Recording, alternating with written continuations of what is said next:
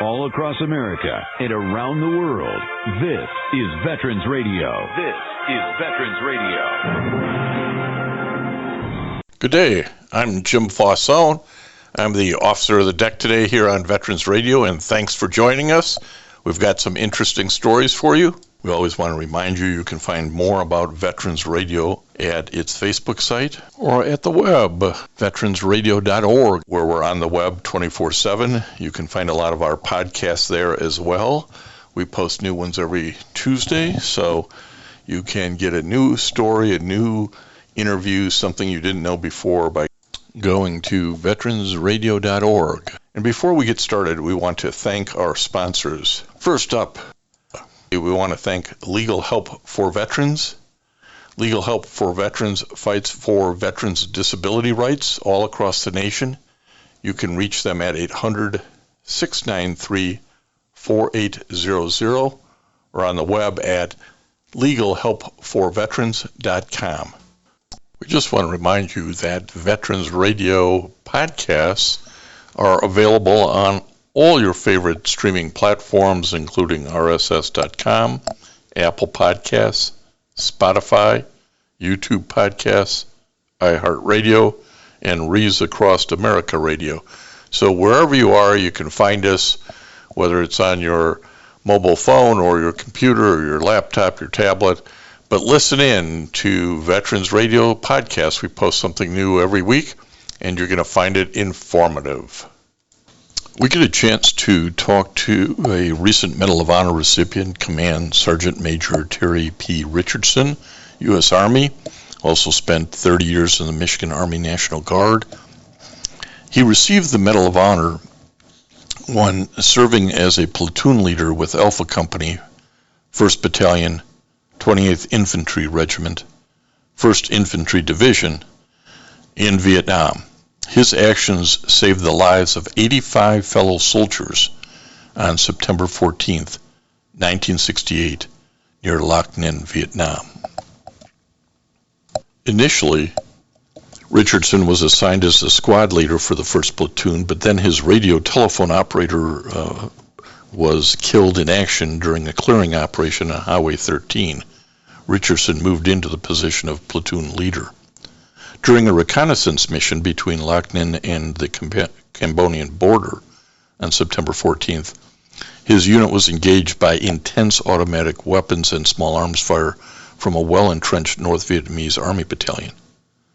Richardson maneuvered through a hail of hostile rounds and deployed his men into defensive positions while directing their suppressive fire.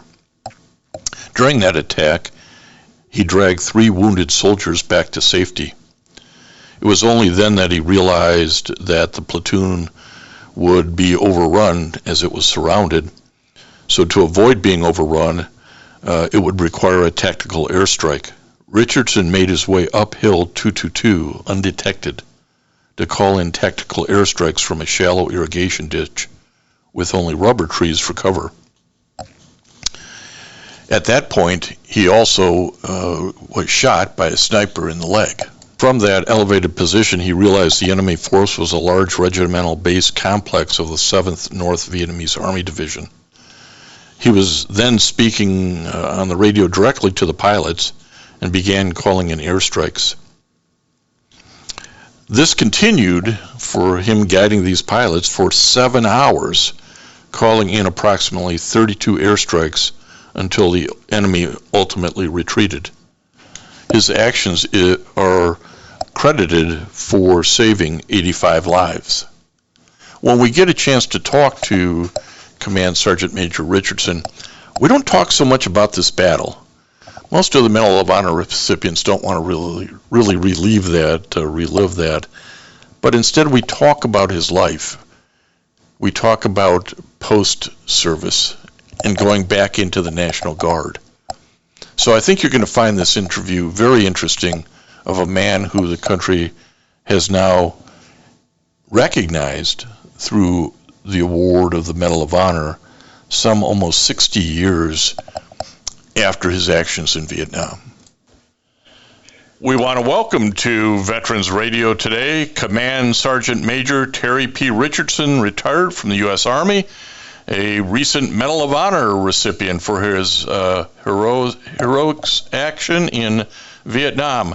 Terry, welcome to Veterans Radio. Thank you. I appreciate that.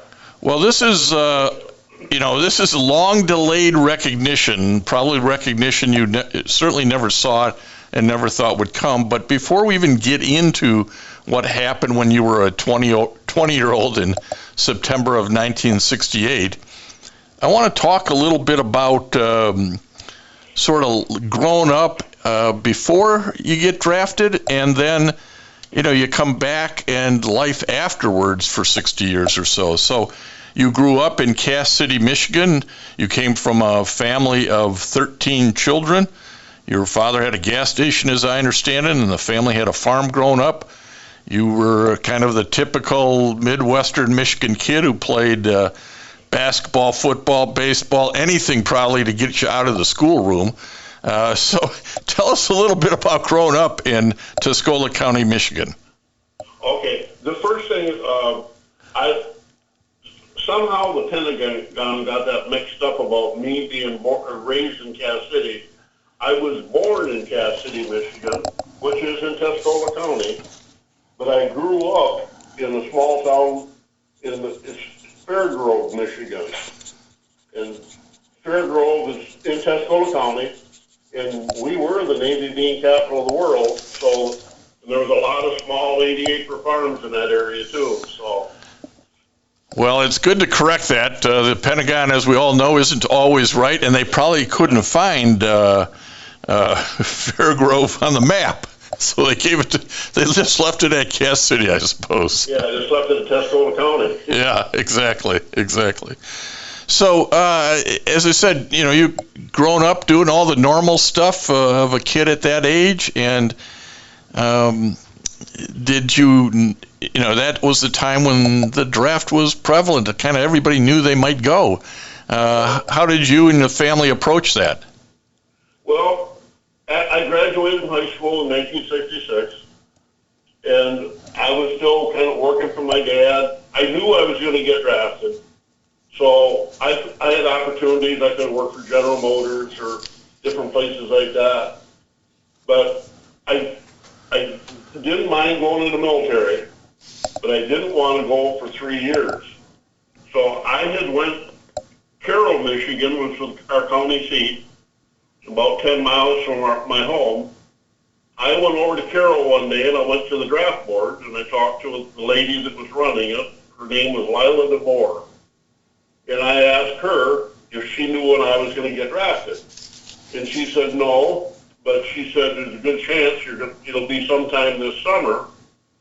And she said, one thing I can tell you, you'll be going to Fort Knox, Kentucky for your basic training. And she said, you don't want to go down there in August or September because it's going to be hotter in Wixon. So she said, you can volunteer for the draft. And I thought she meant I could sign up for 3 years. And I said, no, I don't want to do that. I said, I only want to go for 2. And she said, well, you would. Just volunteer. And then I probably did this, like, say, in February or something. Well, it was in... I got my notice, and I got drafted in May of '67.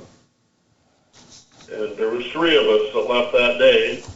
And in fact, I just seen one of the guys I got drafted with, Harold Sy. I seen him yesterday at a function that they had here in Carroll at our church for me. Well, and again, in a small town in particular, you're going to know some of the guys you go over with, and everybody in town is going to know that you're serving. It's a lot different. It's a lot different today.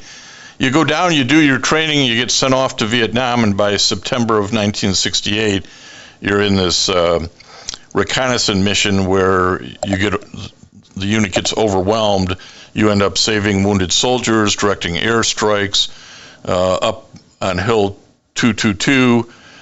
You get shot by a sniper. I mean, there's a whole story there that I'll add into the program later.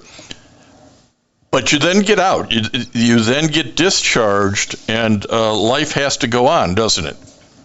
Yeah, it did. And, that's one thing I was pretty thankful. growing up in the thumb, like you just said previously, everybody knows everybody. I was really treated really well when I come home. I never had any problems. Just life went on, just like I was gone for 2 years and I come back and everybody was happy to see me, and that's kind of how things went back then. Well, and you get out in 1969, and this is interesting to me, and I think it would be to our veteran radio listeners. We're talking to Command Sergeant Major Terry Richardson, who received the Medal of Honor from President Trump in March of 2026, and we're going to talk about that a bit. But what's interesting, Terry, is 10 years later, about 1978, you decide to join the Michigan National Guard. Tell us a little bit about that. Yeah, well, I mentioned earlier that we were the bean capital of the world, Fairgrove it was, and they have a Labor Day celebration every year. Myself and one of my best friends, we were at the Labor Day functions, and lo and behold, here was a guy recruiting, and he looked at us, and he assumed we were both been in the military. He asked us if we were interested in joining the National Guard. And I said, only if you're recruiting for an infantry soldier. And I kind of said it jokingly, and he started to smile, and he said, actually, I am. So it was a thing where it was just a try one year. And I always did. I missed the camaraderie. I always loved being around soldiers. So I joined in. I went back. I joined the Bravo Company, first of the 125 Infantry in Saginaw, Michigan. And I was lucky. They brought me back at the same rank that I was discharged. So I was a staff sergeant when I got in the National Guard. And I went on there. That was Labor Day weekend of 1978, and I retired 29 and a half years later. On January 31st, 2008, I was the Post Sergeant Major up at Camp Grayling. And in that time period, I served with the Bravo Company. I was a squad leader, then a platoon sergeant. And then I ended up being the first sergeant there. I was selected as a battalion sergeant major of the first of the 125 Infantry. We were located in Flint. And then I went to the Sergeant Major's Academy in that time period, which was a 6-month school out in El Paso, Texas. After that, I came back with the 125 for a while. Then there was an opening up in northern Michigan. They were looking, it was a battalion that was called the ISU. It was a support battalion that actually ran Camp Grayling. And we should mention Camp Grayling is a large joint service training ground up in Michigan. Very, very active, very widely used. Yeah. In Camp Grayling, I just found out the other day, it used to be 156,000 acres. I was told just last Thursday that they got 160,000 acres, and it's the largest military training site east of the Mississippi River. Yeah. So it's a huge, huge complex. Well, being the post command sergeant major was a big deal, is what I'm trying to get across to people here. And you stayed in for essentially 30 years. Obviously, the camaraderie, the men, the women, there was a real connection there for you. Oh, yeah, like I said, I always loved being around anybody in uniform. It doesn't matter if you're Army, Air Force, Navy, Marines. I just like being around people that like to serve their country. Now, you retired in 2008, so your military career is over. And somewhere along the line, because your Medal of Honor ceremony is 18 years later, 2026, and somewhere along the line, somebody is advancing a package for your heroics on September 14th, 1968 in Vietnam. That's not something the recipient does. Tell us about how does this thing keep rolling along, 5 decades later? Well, what had happened is after the action in September of '68, I was put in and I received a Silver Star. And in Veterans Day of 2000, there was 6 of us that got together at the mall in Washington, D.C. We were all, from Alpha Company First 28. It was kind of like our first reunion. And one of the people that was there was my old company commander. And he always felt guilty. He said, I wish I would have put you in for a higher award. And I was tickled to death just to have a Silver Star. That was a big deal to me. And they were talking, and they wanted to put me in for a higher award. Well, by that time, as you stated, I was a member of the Michigan National Guard. And I said, no, I'd rather you don't, because I said, I'm still serving the country. And what I didn't want something to go, I never dreamed it would be a Medal of Honor. I thought possibly Distinguished Service Cross at the most. But I didn't want them to put me in for that while I was still in uniform, because I didn't ever want to be in a position where somebody would be able to say, yeah, they let Richardson's company do this or Richardson's battalion do that because he has a higher award. So how it happened, like I said, I retired in January of 2008, and my old company commander, and there was 4 other guys that I served with in Vietnam, were at my retirement party. And when they left the party that day, they went to Traverse City, Michigan, and then one of them was flying, and one was going to New York, one was going to Illinois, and one to Missouri. And they got talking on the way to the airport, and they decided, now that he's retired, let's go ahead and see if we can put it in. So that's what took so long. They waited till I was retired, and then you have to have, I think I'm correct on this, you have to have 6 eyewitnesses, and then what took so much time after that, there was so many people in the chain of command that had passed.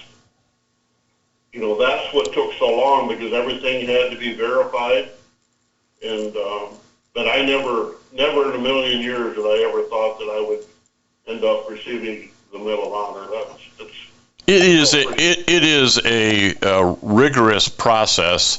It's amazing that many years later enough eyewitnesses and command signatures could be gathered, and that the review through the Army has to review it, the Secretary of Defense ultimately making its way to the President's desk. So you get a call, I think it's February of 2026, and first it's a staffer who calls you and sort of says, hey, you're going to be around. Tell us how this unfolds for a guy who's just minding his own business up in the thumb.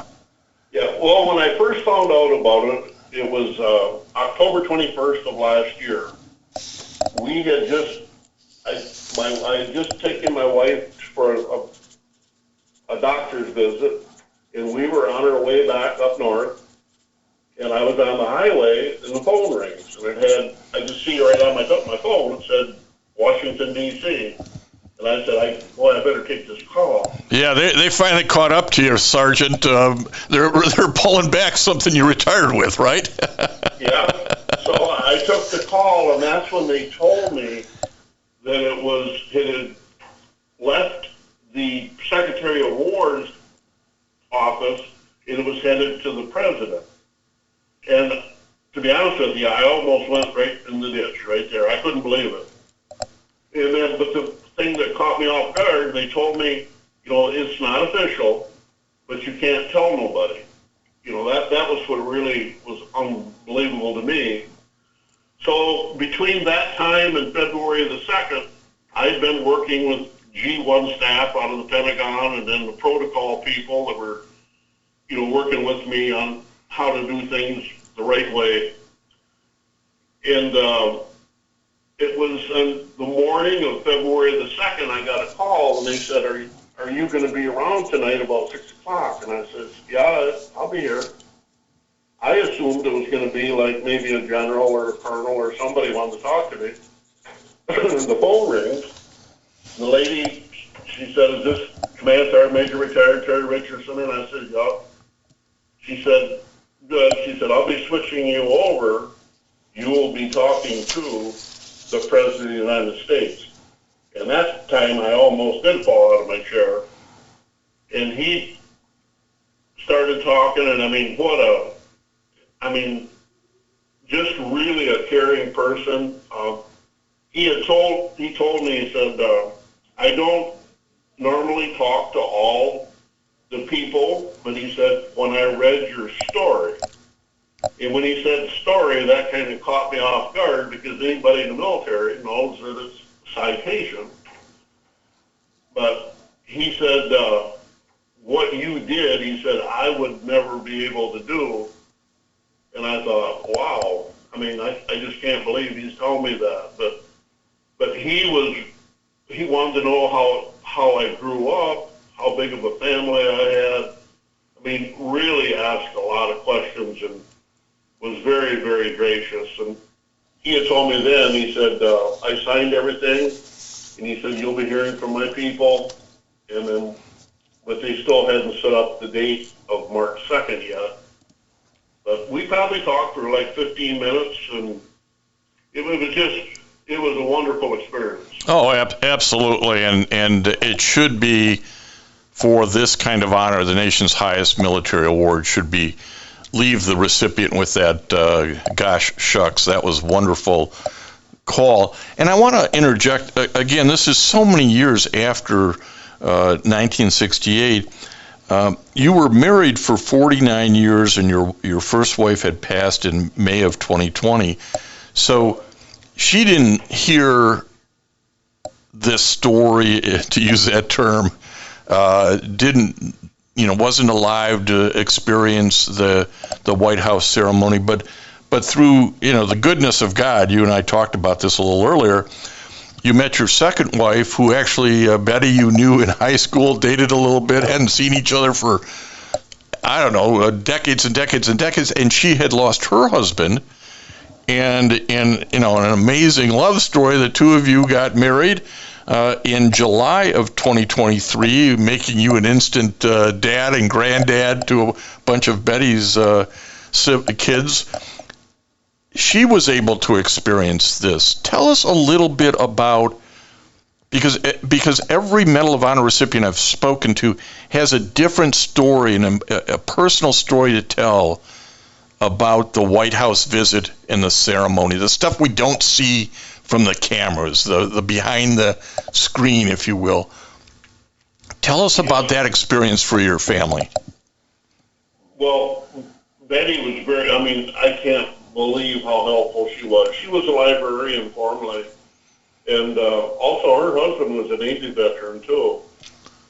But I'm not the most tech-savvy guy in the world, and some of the stuff that we had to do, like I had to do a bio, but it's not the way you would do a normal military bio. It was more like what they want on the civilian side.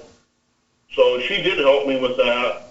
And then I have a son-in-law, Jamie LeBlanc. He's really good with computers and phones and all that kind of stuff. Can you imagine a 78-year-old guy trying to send an encrypted message on your laptop? We actually had, he had us on FaceTime. Here, we were in Florida, and he's in Michigan, and we're doing a FaceTime thing over the phone, and he showed me the right buttons to push so I could send secure messages to the Pentagon. I had a lot of help, believe me, on all that technical stuff. Oh, it takes a whole a group of people to get you through this, and then when they bring you to Washington, and before they do that, they're working on your uniform and your medals and everything like that. When you get into Washington, D.C., tell us about the experience. Well, you're not going to believe this. We had an 8-hour layover of all places, in Tampa, Florida. You would think if you're going to have an 8-hour layover in the airport, you're going to be in Minnesota or Michigan or someplace where you get a lot of snow, but we had mechanical problems getting us there. But once we got to Washington on the 28th of February, and that is when everything started to dawn on me. Holy cow. We left the airport, and I couldn't believe it. We got into a vehicle. We had police escort. There was enough police cars and people. I mean, we were going 60 miles an hour out of that right through town. We made it from Reagan Airport to the hotel we were staying in about 10 minutes. I mean, it was just phenomenal the way they did it. And then the first day would have been the 1st of March. That was when they call it Media Day. That's where we did different interviews with different newspapers and TV stations and stuff like that. And then the next day when we went to the White House for the presentation, that was really special. They had a person that worked there, and you got to imagine now too, on Saturday, the 28th of February, is the day the war in Iran started. So here we are on the first, and we honestly did not even know anything was going on until the night of March the 1st. We were so busy and nobody mentioned anything.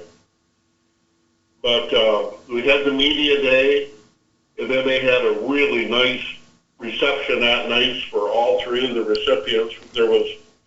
I was the only living recipient, and then the other 2 were posthumous recipients. Their families received the award, but we had a thing up on the top floor of the hotel we were staying, and we found out the next day that there was so much like military brass, like 2-star generals and 3 stars. I think there was 25, if I remember right, 25 command sergeant majors. Wow. That were brigade level or higher that were there that night. I was unbelievable. Well, this is an important point, Terry. I want to make this point because you just brought it up. The Medal of Honor is not only important to the individual and his family that receive it. It's important to their communities. It's important to the community of command sergeant majors. It's important to the communities in Tuscola County, for example. It really rings out to all of those folks, and you've probably felt that. You felt it from all the command sergeant majors who showed up. Yeah, I did. Yeah, and it's just it's an honor. I mean, it's something I never thought would ever happen ever to me. Now, what was it like to actually go through the ceremony and meet the president? The morning on Monday morning, March the 2nd, the day that I was presented with the Medal of Honor, the president met with we had 15 minutes to a half an hour. Each family met him personally. The first family that went in was the Redmond family. Their dad was the World War II POW that saved 105 people in a prisoner war camp. And I was me and my wife were actually able to stand outside of the room, and we could see him, the president, talking to their family. And it was amazing how he bonded with the younger kids. It would have been great-grandchildren or great-great-grandchildren of Master Sergeant Edmonds. But then we went in with the president, and when we talked to him, they had a lot of photos and stuff like that. And then when I was standing right over his left shoulder when he signed my Medal of Honor certificate, and he turned around, had the biggest smile on his face, and he handed me the Sharpie that he signed it with. I mean, that was just amazing. But And how many friends and family members were you able to have present? We had, believe it or not, we had 42 people, family and friends that were there. And like I said earlier, we weren't supposed to tell anybody. So could you imagine going to a relative and said, I need your social security number and phone number, but I can't tell you why. Yeah, you had to get them security clearances to get in the White House. Everybody has to be vetted, and that's quite a procedure. Well, that's when you find out where the black sheep in the family are, for sure. Yeah. Well, this is a new, I mean, you've been wearing the award now only for a few months. And so this maybe hasn't all sunk in yet, but can you talk to the veteran radio listeners a little bit, Command Sergeant Major Terry Richardson, recent Medal of Honor recipient? How does it feel? How do you feel it's changed how you are looked at, how you have to behave, how you have to project out to the rest of the world? Well, it's like I said, it's an awesome honor to have, to be bestowed on you. But I tell everybody, I'm still Terry. I'm not a better person or a bigger person than I ever was. And I never feel like the Medal of Honor I'm just a representative of that. I'm carrying that for my platoon in my company in the 1st Infantry Division. And I'm just, like I said, I'm the representative of that. But it is an honor to be able to go out and talk to people and explain to them different things. And like you said, we've done a lot of, we've been back to Washington twice since then. We've been to Fort Riley, Kansas, been to Minneapolis, St. Paul, the DAV State Convention in Traverse City. I've done numerous phone interviews and newspaper interviews. I mean, it seems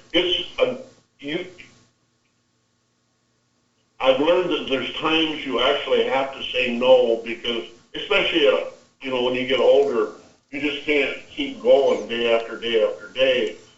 And that's one of the things the Medal of Honor Society they were right up front. They said you just only do as much as you want to do, and if you don't want to do anything, you don't have to. So, but I'm trying to give back as much as I possibly can because I think it's important, especially for our younger kids and that to absolutely understand things. And no matter who you are, you can do anything you want. That's the nice thing about living in a free country. Absolutely, and I make all these notes ahead of time, and I got to go check them always because I know I get carried away and stuff. And why it's important for the younger folks, in my view, is, hey, here's a guy from a big family in rural Michigan working on a farm and a gas station. He comes back, and in civilian life, I believe you worked in commercial construction and natural gas sectors. Yeah. Devoted yourself to the National Guard, which so many people have access to. We want the younger folks to relate and realize, I'll say this humbly, you're a regular guy, Terry, and they know people like you, these young kids. And so getting to know you better so that they can relate hopefully instills a little patriotism into them and instills, hey, maybe I have a civic duty. Because you clearly, through your National Guard service, recognize that civic duty. Yeah, you're right. Well, it does make you feel good too. Like when I'll give you an example. We were in Palm Beach, Florida, at the Barrett-Jackson auction, and that's General Motors that donated. They called it a squad carrier. And there was 4 recipients there that day, the day that they auctioned the vehicle off. And Rick Hendricks from Hendricks Motors bought it, and ended up he paid $1 million for that vehicle. Wow! And all the money was donated back to the Medal of Honor Society to do things to better our country. But that day when we were there, we were signing a bunch of different things and that for the possible people who were going to be bidding on the car or on the vehicle. And there was two little boys that were standing there, and they were probably maybe 4 and 6 or 4 and 7, something like that. My wife had seen them, and she said, "Would you boys like to get your picture taken?" And man, they were just all pumped up. Yeah. And those are the things that make you feel good, you know. So, you know, just take the time, be gracious, and try to do the right thing. That's what I mean, I've always been that way, but I try to even be more so now. Well, Command Sergeant Major Terry Richardson of the U.S. Army and the Michigan National Guard, we certainly appreciate the time that you've been gracious with us today. We had a little technical difficulty at the start, but we got that all sorted out. So we look forward to seeing you and Betty down at the Congressional Medal of Honor Society Convention in Detroit in late September 2026. And again, thank you for taking time with us today. Oh, I'm happy to do it. Thank you. And I want to thank everybody for listening to Veterans Radio today. I am Jim Fausone. It's been a pleasure to be your host. I'm a veterans disability lawyer at Legal Help for Veterans, and you can reach us at 800-693-4800 or legalhelpforveterans.com on the web. You can follow Veterans Radio on Facebook and listen to its podcasts and internet radio shows by visiting us at veteransradio.org. That's veteransradio.org. We again want to thank our national sponsors, the National Veterans Business Development Council, nvbdc.org, Legal Help for Veterans, a veterans disability law firm with a national practice before the VA, can help you on your claims and your appeals. It can be reached at legalhelpforveterans.com or 1-800-693-4800. We also want to thank our local sponsors. This would include the Charles S. Kettles chapter of the Vietnam Veterans of America, that's chapter 310, VFW Graf O'Hara Post 423, the American Legion Irwin Preskin Post 46 in Ann Arbor as well, the VA Ann Arbor Healthcare System, and certainly the National Vietnam Veterans of America Association. You can be a sponsor by going to veteransradio.org, clicking on the About Us and our sponsors, and help us out. Keep this program alive for the 21 and 22 years. Keep us going for another 20. Thank you.